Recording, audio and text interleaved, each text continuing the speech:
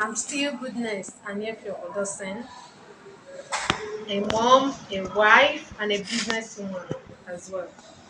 Okay, today we will be looking at knowing the basic about your spouse's business, knowing the basics concerning that business. In our world today, most couple, once they are married, the wife will face her own business, and the husband will face his own business. Nobody know anything about each other's business, and that is not how it's supposed to be. You ought to know a little, at least the basic, about your spouse's business. The woman should be able to know the husband's business, and the husband should be able to know the wife's business. Why am I saying that? Because there comes in a lifetime when something might just come up, and that particular spouse is not there. It's the other person that will need to take over, at least for that meantime. It could be death, it could be anything that comes up, but we are not wishing anybody death. But we will always talk about it because that is what will happen in the future.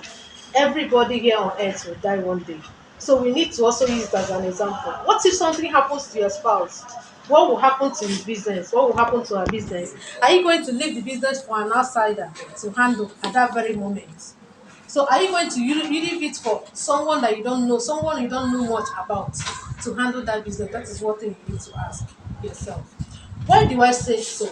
I read a story about a woman whose husband was into farming business. It was actually fishing.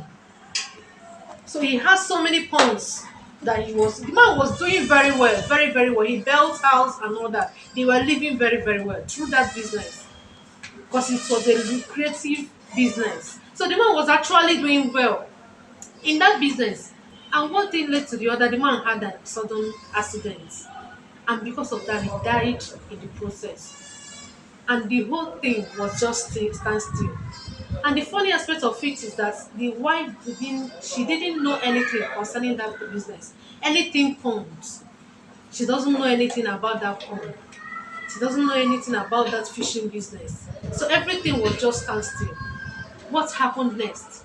They had to transfer the business to the younger brother to the husband. The man took over the business and they had an agreement. What was the agreement? The agreement was that the man will be paying some percentage of money to this woman so that she can use it and sustain herself and her children. And they started, the man actually took over the business for the first month, second month, the third month, the man was paying. After the third month, the man stopped paying. And after that time, the man refused to pay. The woman would go and meet him that he has not given them anything this month, that they are hungry, she and her children. And the man will say that he has not made sales, which is very, very, very bad. And in fact, it was a very big lie because the man was actually making sales, but he was using it for himself and his own family. So the point that he had to open a very big business, a very big shop for his wife. And him also started building.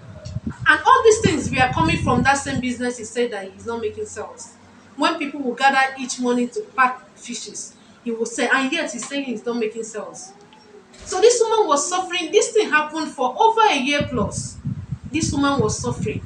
And he was actually enjoying the money with his family. And one day this woman decided to do something for herself. She decided to go to that pond and collect some fishes just for her to prepare for herself and the children. And in the process of doing that, his brother-in-law attacked her with a bottle. He actually broke her head. So it was when this thing now happened that they brought it to social media and people started coming out to help the woman. And at the end, she was able to get justice. But what happened? The damage has been done. She already has an injury. So if this woman had known something about this business, if she had known the basic concerning this business, she would have been the one to take over this business immediately your husband left, or immediately the husband passed on. She should have been the one to take care of that business. Even if she will need to invite or employ an external body, she should be the one in charge and then employ somebody else. But this is something, fish now is something that they needed this thing attention urgently. It's not something you can wait till because any little mistake, the fishes will start dying. So it's something that she needs to take action immediately, but she didn't know what to do, and she was mourning as well. So, but if she had known much about this business, she would have taken charge. Even if she would need help, she will employ people to help her. But at least she will be the one in charge. So that is why I'll advise every couple to know something about their spouse's business, know the basic, know what you need to do in case anything happens. He might travel outside the country, something may just come up, he will travel. Who will take care of the business at that particular point in time? It should be the spouse that is available that should be able to take care of that business. But if she's not there, what will happen? They will give the responsibility to an external body, which you may not like the results at the end. So, with this, I want us to put this in practice. Know the basic concerning your spouse's business. It will go a very long way for you. It will help you and it will help your family as well. Thank you very much and God bless you. And please subscribe to this channel for more educative informations that will help you and your family, your career in every aspect of your life. God bless you.